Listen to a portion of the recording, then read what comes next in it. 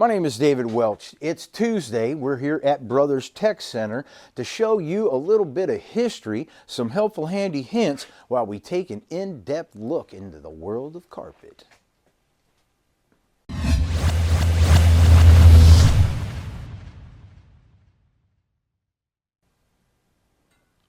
Now back in the day, they used to make carpeting out of wood pulp.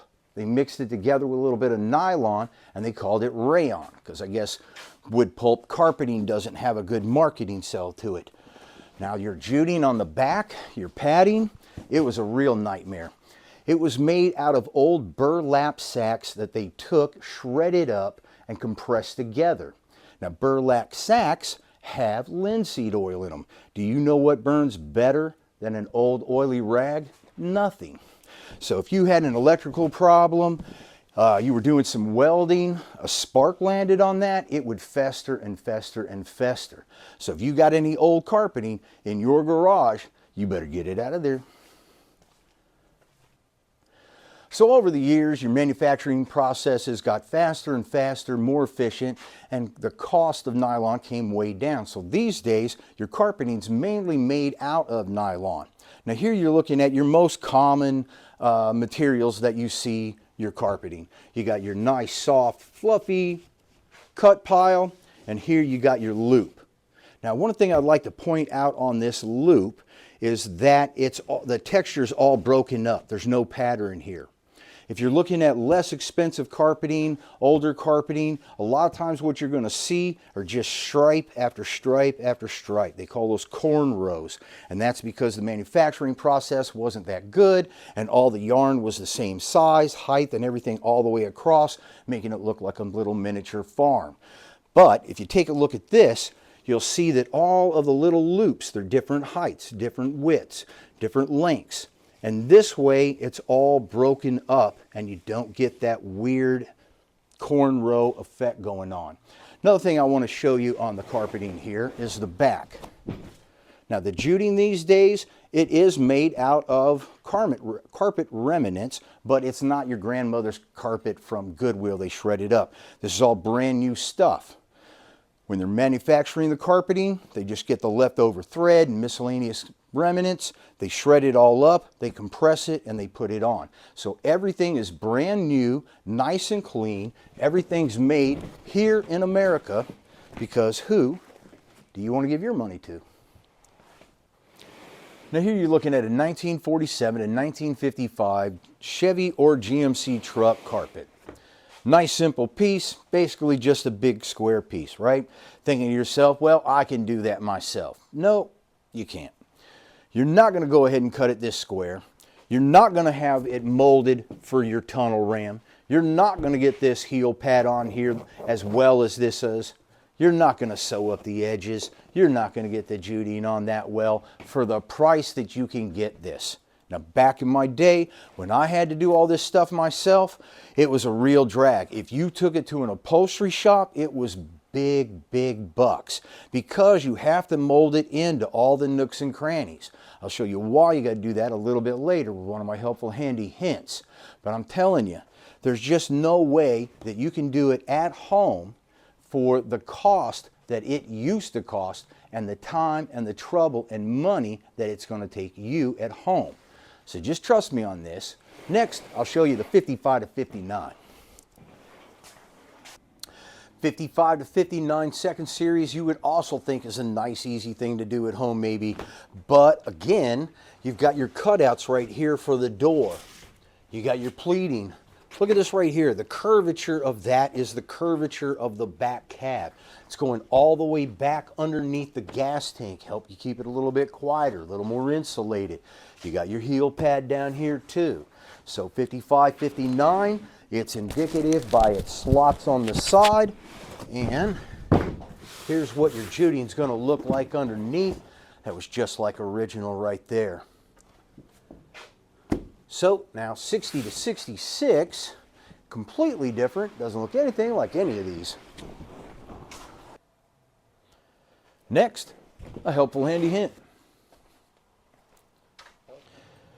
Now when you get your carpet in your box, Verify it's the right carpet, but leave it in the box. Don't take it out to let it get dirty, dusty, doing all that body work and paint. It's going to get ugly.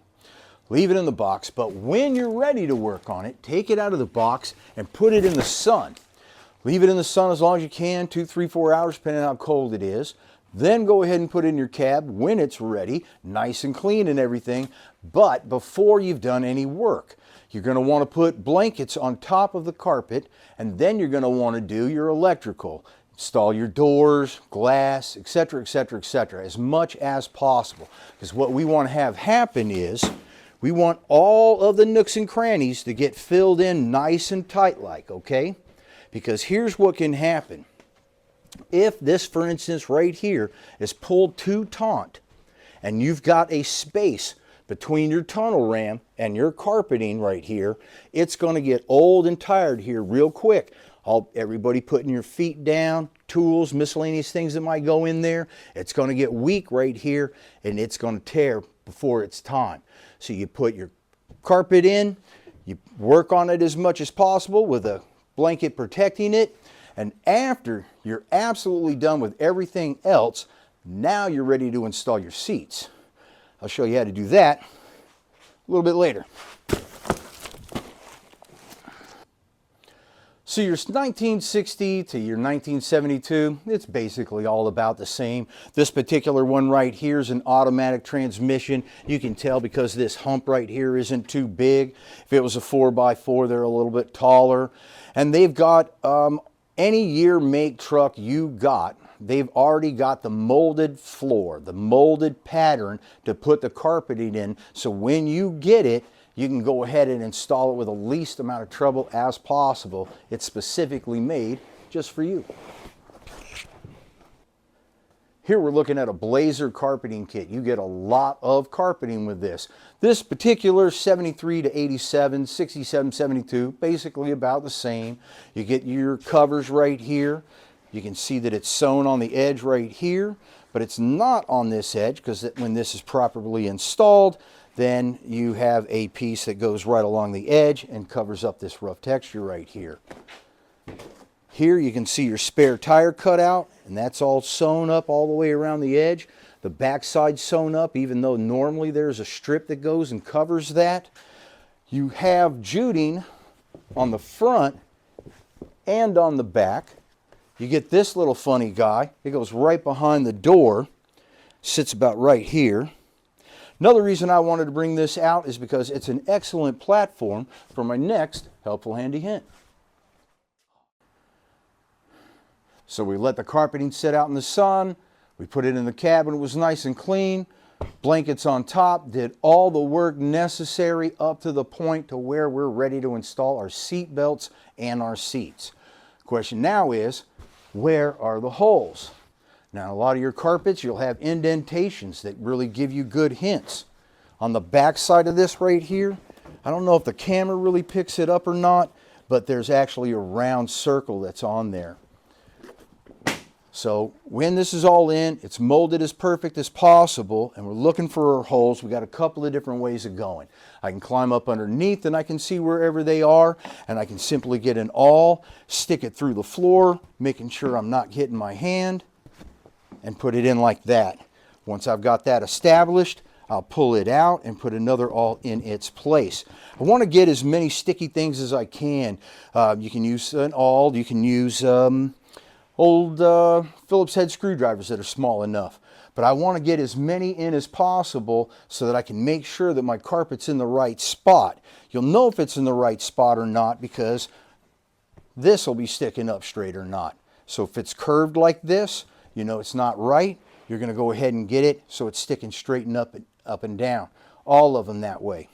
Now, if you can't get from the bottom because exhaust is in your way, frame, etc., etc., what you'll do is just go ahead and roll the carpeting back. You're always, when you're doing this, you start from your center and you work your way out. So I'll just simply roll my carpet up. I'll look for the spot. I'll put my finger on there. I'll look back and forth, and all I got to do is use the awl until I find the right spot and poke it on through.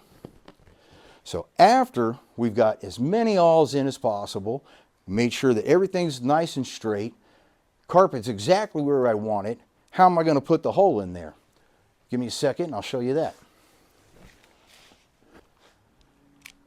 Now in the past I used to use a razor. I didn't know any better.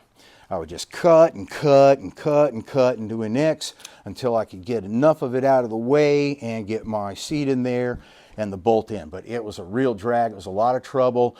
If you were not careful and you accidentally grabbed one of those yarns and you pulled it, you could end up making a stripe through this right here that you are not going to cover up. So what you're going to want to do instead of using something like this is use something like this. I just got an extension, an old socket I don't like. I'll leave the awl in as long as possible. I'll get this heated up nice and red, pull this out, and just go ahead and put it right over the hole, twist it around a little bit, and it's going to burn me a nice hole in there. It's going to take all the yarn and it'll melt the ends so they don't fray and I don't have to worry about my carpeting coming apart.